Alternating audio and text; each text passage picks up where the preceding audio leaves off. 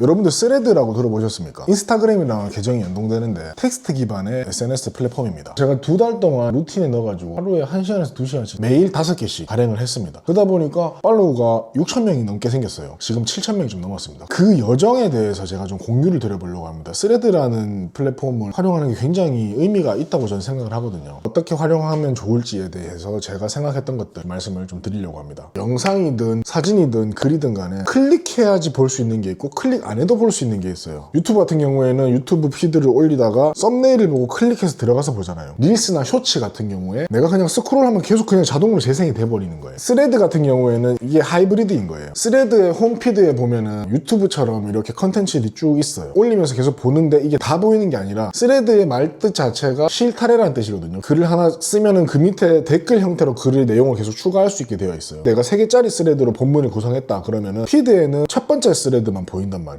두 번째, 세 번째 것도 보고 싶다고 하면 이거 클릭을 하게 되는 거죠. 그랬을 때 다 보이는 거다. 그래서 제가 이게 하이브리드라고 표현을 드리는 겁니다. 첫 번째 스레드를 T1, 요걸 T2라고 하면은 T1의 조회수는 피드에 노출된 횟수고 T2의 조회수가 T1을 클릭한 횟수가 되는 거예요. 그래서 스레드에서도 노출 클릭률 개념이 존재하는 겁니다. 유튜브에서는 썸네일과 제목이 굉장히 중요하다. 같은 원리로 스레드에서 또한 이 글의 첫 번째 줄, 피드에서 T1이 노출됐을 때 이걸 안 넘기고 보게끔 만드는 거, 그리고 이걸 다 읽었을 때 T2가 보고 싶을 때 클릭하는 거잖아요. 그러면 그 T2로 넘어가는 건 사실 T1의 마지막 부분이란 말이죠. 이 마지막 부분 문구를 어떻게 조정하는지에 따라서 이 클릭 수 자체가 올라간다는 거예요. 자리를 좀 옮겨서 다른 사람의 마음을 움직이고 싶어요. 행동까지 이끌어내고 싶어. 그걸 우리가 설득이라고 했을 때 뭔가가 상대방한테 닿아야 되잖아요. 상대방이 뭔가를 느끼게 만들어야 되잖아요. 그러면 그 상대방이 느낄 수 있는 거 시각, 청각, 미각, 후각, 촉각이 있어요. 이렇게 오감을 건드려가지고 우리 어떤 메시지를 꽂아 넣어서 설득을 해야 되는 거잖아요. 이 5개 감각은 2개로 나눌 수가 있습니다. 이렇게 나누지. 얘들은 와이파이가 안 돼. 그죠? 그러면 남는 건 뭐냐면 요거라. 랜선으로 상대방을 설득하려고 하면 결국에는 시각이랑 청각이에요. 우리가 장원영이나 악동 뮤지션이나 윙이나 리오넬 메시나 손흥민이나 예쁜 인테리어를 하는 사장님이나 예쁜 그림을 그린 사람이거나 음식을 예쁘게 만들어서 아주 보기 좋게 플레이팅을 하는 그런 셰프가 아닌 이상은 결국엔 글이라는 거예요. 글. 근데 이 텍스트를 포장하는 모습이 텍스트 그 자체일 수도 있고 오디오일 수도 있죠. 이미지일 수도 있고 아니면 제가 지금 여러분들께 얘기 드리는 이것처럼 영상의 형태일 수도 있어요.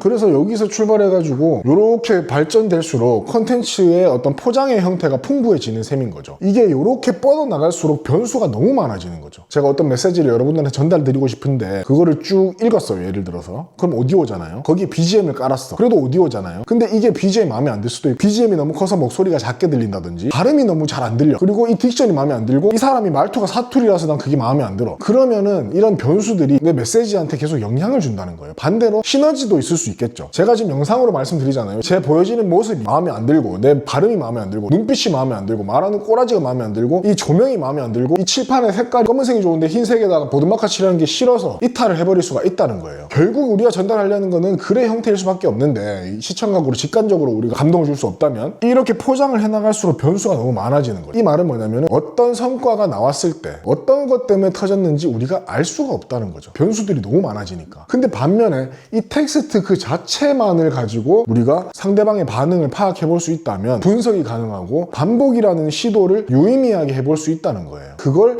조장하는 플랫폼이 스레드더라 하는 거죠. 또 스레드의 특징은 뭐냐면 말 그대로 컨텐츠가 텍스트 형태로 생산되잖아요. 그 말인 즉슨 컨텐츠를 생산하는 사람과 소비하는 사람의 그 위치 에너지 차이가 없다는 거예요. 여러분들이 제 영상을 보시잖아요. 저는 영상을 만든 사람이에요. 크리에이터랑 관중의 이 위치 에너지 차이가 있는 거고 이게 거의 동등해지는 게 스레드라는 거예요. 댓글을 누구한테 달아도 그 댓글 자체가 내 하나의 컨텐츠로 인식이 되는 거거든요. 그 댓글이 너무 반응이 좋으면 그 댓글이 독립적인 하나의 컨텐츠로 피드에 노출되기도 하고 그 말은 뭐냐면 내가 어떤 컨텐츠를 생산했을 때 사람들이 나한테 피드백을 주는 그 속도도 빠르고 더 날 것이라는 거죠. 같이 크리에이터 입장에서의 피드백을 준다는 거예요. 그래서 내가 어떤 주제를 다루고 싶었을 때 어떤 메시지 전달하고 싶었을 때 여러 형태의 구조로 표현을 해보면서 아 이게 먹히는구나 이게 유효하구나. 여러분들께서 만약에 어떤 형태든 컨텐츠를 발행하는 분이라면 또는 그런 계획을 가지고 있으시다면 스레드는 반드시 해야 된다고 저는 생각을 하는 거예요. 시행착오를 해야 되잖아요. 우리가 유튜브로 시행착오를 하려면은 너무 품이 오래 걸려요. 말할 내용을 정리하고 촬영하고 편집을 해가지고 썸네일 만들고 제목 만들고 너무 오래 걸린단 말이에요. 내가 아무리 많이 해도 하루에 진짜 1개, 2개예요. 생산 속도 측면에서 측면에서 스레드가 워낙에 빠르고 범접할 수가 없기 때문에 반응이 빨리빨리 볼 수 있는 거죠. 처음에 유튜브를 할 때 이런 얘기를 많이 들었어요. 아, 유튜브 그것도 글쓰기라 하더라. 맞아요. 유튜브도 글쓰기죠. 왜? 내가 이거랑 이걸로 승부할 게 아니기 때문에 이거란 말이에요. 그래서 아, 글쓰기를 잘하는 사람이 유튜브를 잘하겠구나라고 생각했는데 다른 이유가 좀 녹아 있는 게 뭐냐면 블로그를 오래 하시던 분이 유튜브를 하는 경우가 있었고 커뮤니티, 뭐 격투기 커뮤니티나 뭐 운동 커뮤니티, 자동차 커뮤니티 또는 무슨 카페 활동 커뮤니티에서 영향력을 발휘하던 사람이 유튜브로 오면 빠르게 성장을 하시는 걸 제가 많이 봤거든요. 근데 그게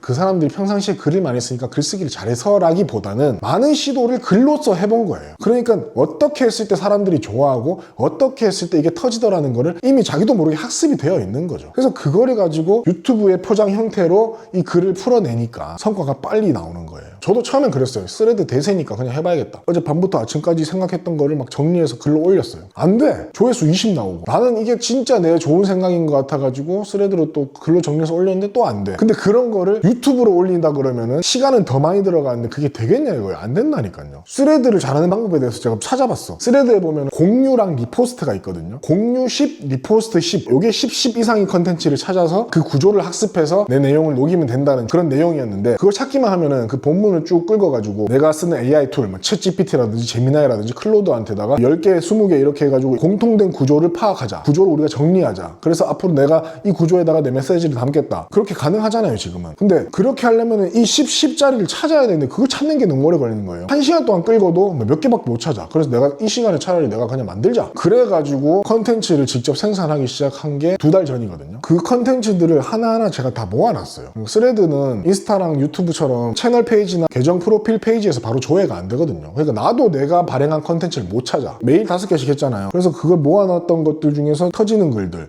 24시간 조회수, 48시간 조회수, 그리고 일주일 조회수 고성과 컨텐츠들이 있을 거잖아요. 그러면 그걸 가지고 분석해가지고 그 다음 컨텐츠의 어떤 구조 적용을 시키면서 조금 더 뾰족하게 계속 다듬어 나가는 그게 가능하더라는 거예요. 짧은 시간에 여러 개 컨텐츠를 많이 발행할 수 있으니까. 그리고 요즘엔 뭐 스레드 잘하는 방법에 대한 강의가 있다고 하는데 스레드를 대행으로 해준다는 업체도 있고 막 그런데 그런 것들을 이용하시기 전에 제가 말씀드린 부분들을 염두에 두시면 좋을 것 같아요. 스레드를 이렇게 발행을 하면은 이렇게 프로필이 이렇게 있고 이제 3개짜리 스레드라 그러면은 3 이렇게 됐고 요 밑에 이제 댓글들이 달리는 거거든요. 그럼 요게 사례처럼 몇 개 있다 해가지고 이제 스레드인 건데 이걸 T1이라고 하고 이걸 T2라고 하고 이걸 T3라고 했을 때 아까 말씀드린 거 다시 한번 정리드리면은 T1이라는 거는 다른 사람의 피드에 T1이 노출된 횟수예요. 그러니까 T1 조회수가 제일 높아. 노출된 횟수인 거예요. T2 조회수는 뭐냐면은 T1이 피드에 노출됐을 때 T1을 보고 T2가 보고 싶어진 사람들이 클릭한 게 T2의 조회수인 거야. 그래서 T2 조회수를 T1 조회수로 나누면은 우리가 소위 말하는 노출 클릭률이 되는 거죠. 그럼 노출 클릭률을 높이는 게 좋겠죠. T1이 노출된 피드에 대해서 T2까지 들어온 사람의 비율이 높을수록 얘는 기하급수적으로 바이럴을 탄단 말이에요. 알고리즘을 탄단 말이에요. 그래서 스레드에서 제가 10만, 20만, 30만, 40만을 계속 반복할 수 있었던 게 이런 거에 대해서 계속 분석을 했기 때문이거든요. 근데 이게 통하길래 난 되게 재밌었어요. 왜냐면 유튜브나 인스타그램에서는 아까 말씀드린 것처럼 변수가 너무 많기 때문에 뭐 때문에 이게 터졌는지에 대해서 내가 학습하기가 너무 어렵단 말이에요. 근데 이제 스레드는 그걸 도와주더라. 잘된 컨텐츠가 T1이 어떻게 마무리가 됐는지 확인을 해보면 T2까지 끌고 갈 수 있겠다는 생각을 우리가 해볼 수 있거든요. PDF 파일로 지금 말씀드린 것 플러스 잘된 글에 대해서 분석한 내용들에 대해서 또 스레드 자체에 대해서 그 스레드의 알고리즘에 대해서 좀 정리한 것들이 좀 있어요. 물론 이거는 저의 여정입니다. 감히 정답이라고 말씀드릴 수는 없고 스레드를 통해서 유의미한 유입을 만들고 많은 팔로워를 만들어서 본인의 어떤 비즈니스에 적용하고 싶으신 그런 욕구가 있으신 분들은 만약에 스레드의 강의를 들으시거나 나의 마케팅을 위해서 스레드를 대행을 맡기시겠다고 하면은 꼭 그 전에 한번 꼭 검토해 보시는 걸 추천을 드리겠습니다. 고정 댓글에 보시면 링크 있거든요. 거기서 자세한 목차를 확인하실 수 있고 가격은 3,000원이에요. 아이스 아메리카노 요 커피 한 잔 값에다가 준비를 해놨습니다. 무료가 아닌 이유는요.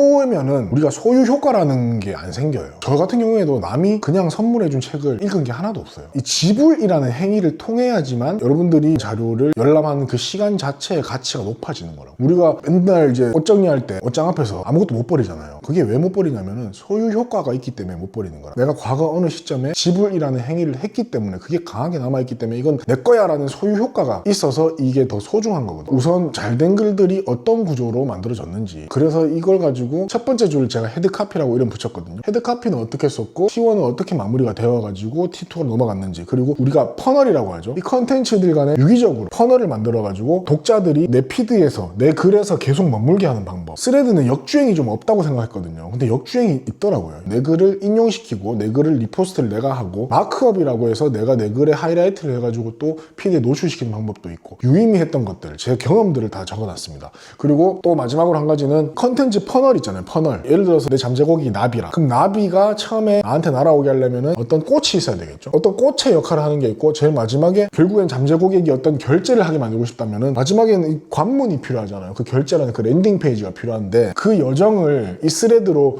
구축을 해볼 수가 있다는 거예요. 제가 이 더 루틴이라는 다이어리도 스레드를 통해서 많이 팔았거든요. 다이어리라는 이 본질이 있잖아요. 이 본질이 가지고 있는 그 욕구에서부터 거꾸로 출발을 시켜가지고 관련된 컨텐츠들로 하나의 퍼널을 만드는 그 과정이 굉장히 유효하더라는 거예요. 그래서 그걸 가지고 제가 PDF에다 많이 정리를 해놨으니까 이걸 구입하시게 되면 궁금하신 게 있을 수 있잖아요. DM을 주시면 가장 빠르게 제가 회신을 바로바로 드리겠습니다. 정답은 아닐지라도 내가 혼자서 뇌피셜로 시행착오를 해나가는 것보다는 시간이 확실히 단축될 거라고 제가 감히 말씀을 드리겠습니다. 첫 번째가 엑셀 파일, 스레드 컨텐츠 관리 시트, 그리고 두 번째는 PDF, 시트 설명 플러스 스레드 여정 이렇게 해놨으니까 요거 고정 댓글에서 한번 목차 확인하시고 혹시라도 나 이거 너무 사고 싶은데 너무 갖고 싶은데 3,000원이 없다 DM 주시면 제가 파일 바로 보내드리겠습니다. 아 그리고 여기서 스레드를 발행할 때 주제가 고갈되잖아요. 주제를 추천해주는 클로드 프롬프트 제가 활용했던 거 요 PDF에 다 녹여놨습니다. 조금이라도 도움이 되길 바랍니다. 지금까지 몸자였습니다. 안녕.